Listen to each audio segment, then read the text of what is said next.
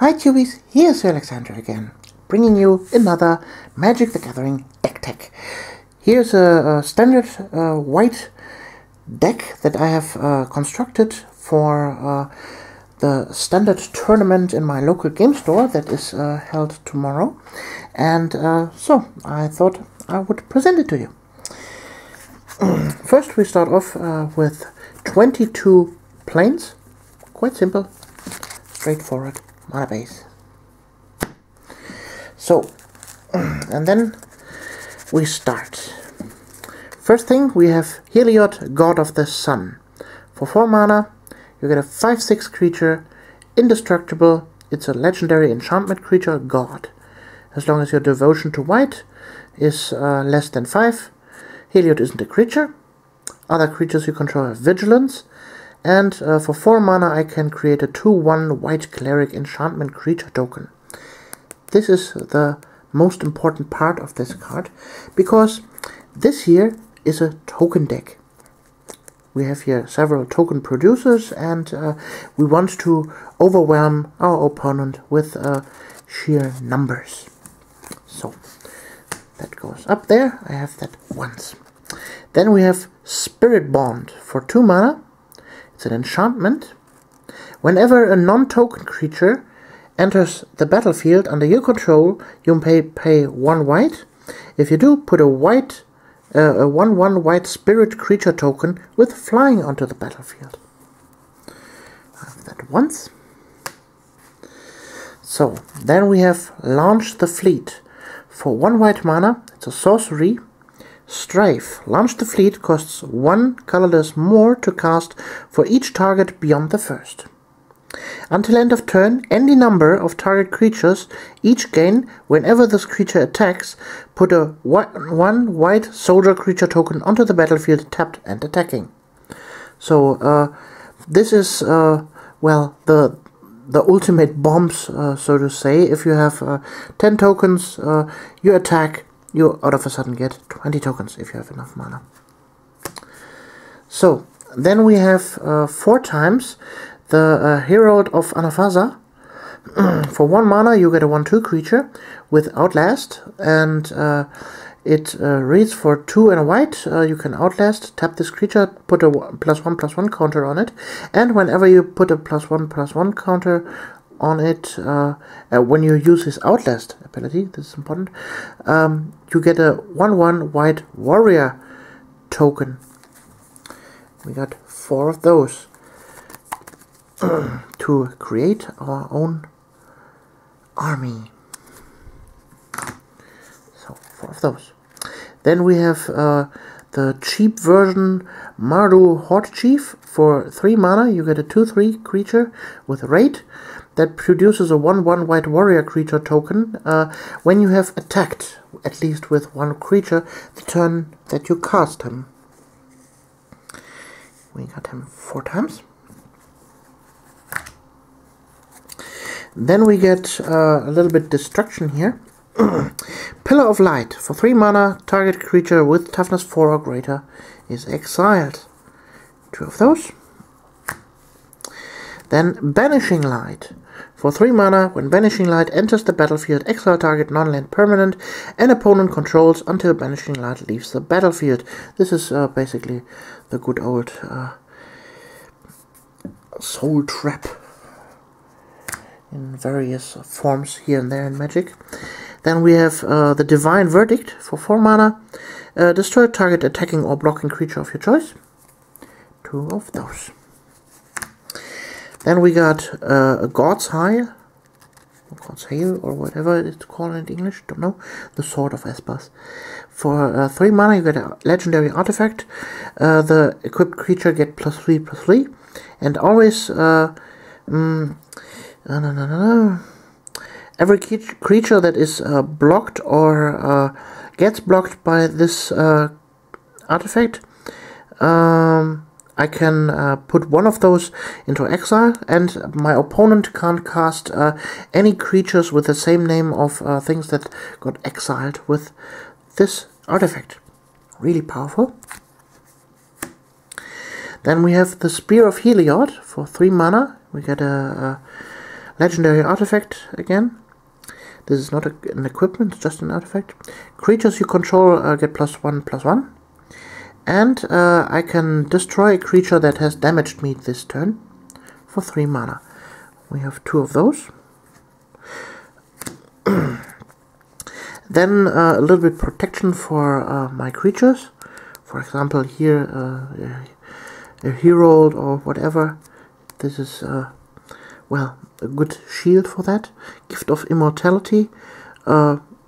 Basically, you cast it on a creature. If it dies, it returns immediately to the battlefield, and at the end of the turn, attach the Gift of Immortality back again on it. So if my opponent wants to kill the creature that this is attached to, he basically has to kill it twice in one turn. So then we got 4 times the Paragon of New Dawns. Other white creatures you control get +1/+1. This is important for a token deck to make the tokens bigger, and this is rather unimportant for 1 white mana, tapping another target white creature you control, gains vigilance until end of turn. So then we got powerful buddies here.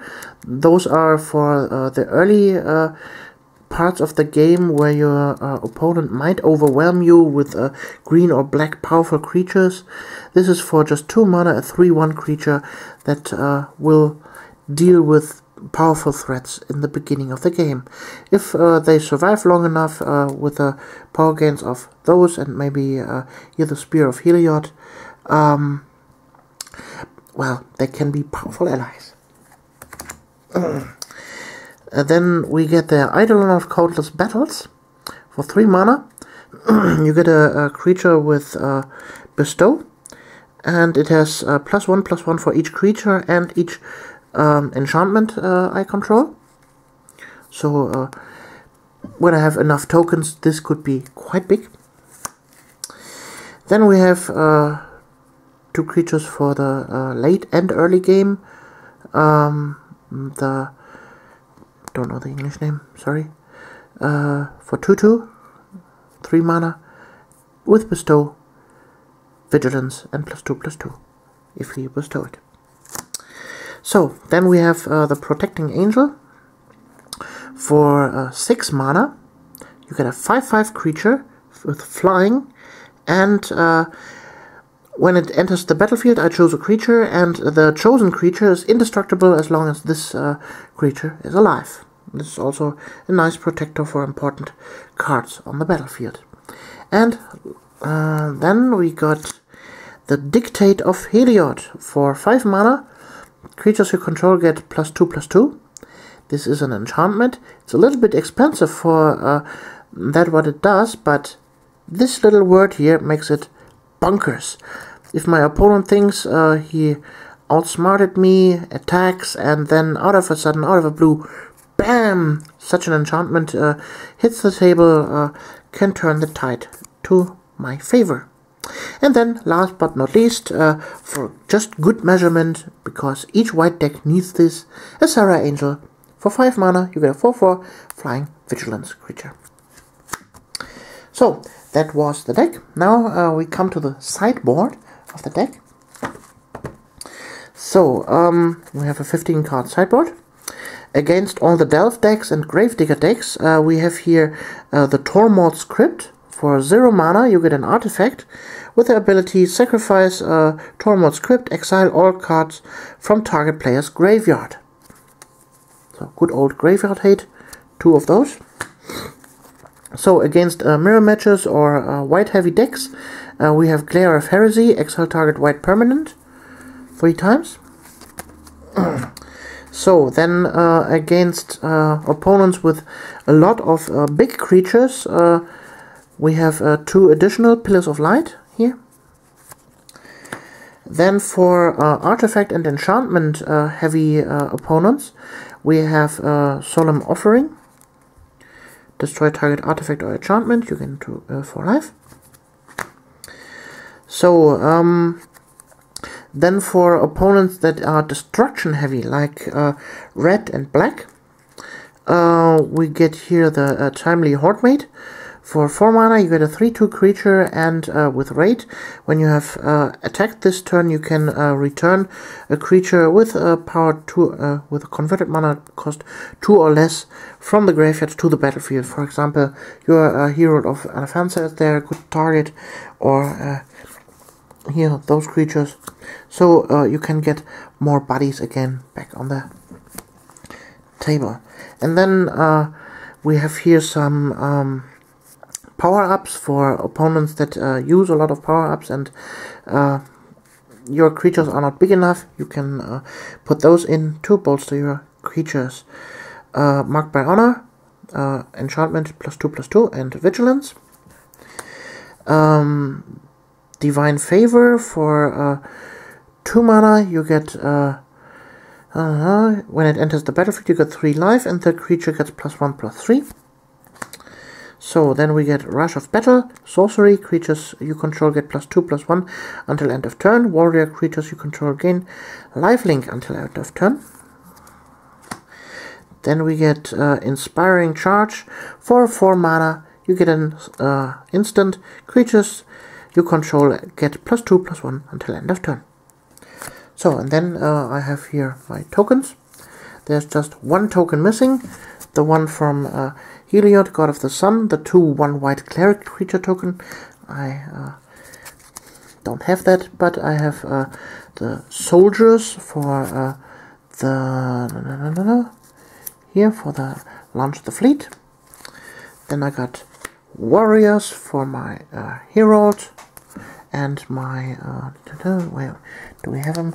Mardu Hawkchief. Here, 2 of those.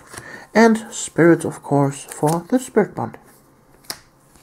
So, that wraps up the deck. This, well, white token deck.